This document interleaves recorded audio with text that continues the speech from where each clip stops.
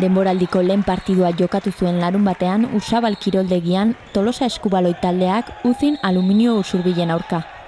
Etxeko taldeak 37 eta 27 gaientzea lortu zuen.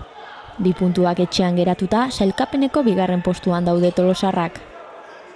Aurreko denboraldian ohorezko zilarrezko maila galduta, aurten lehenengo nazional mailan jokatuko dute urdinek.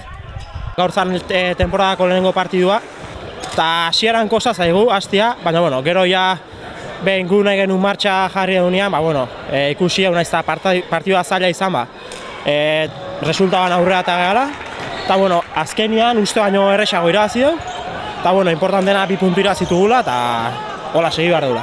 Guk objektibo bezala hartu dugu aldik eta goien gehatzia, bai, ekipoa dugula goien hiltzeko, baina guk alde honen denengo dugu, bakigu partido zailak izango ditugula, holako esake bai, berdinduta, baina guk gurian segi behar dugu.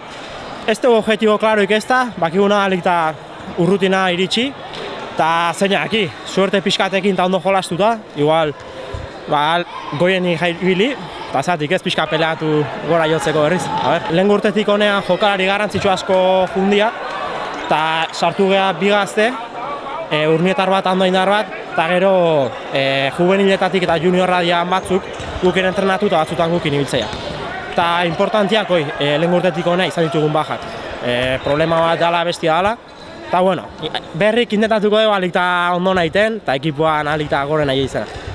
Gaur pozik, gauz asko atea die, faiok eduki duteu, gure ez deudena eguneko egun jolaztu, gure gorputza jizte genuen beraiek ikusten zuten da gertuatzen ziren, baina gutxi izan dira faiok da pozik.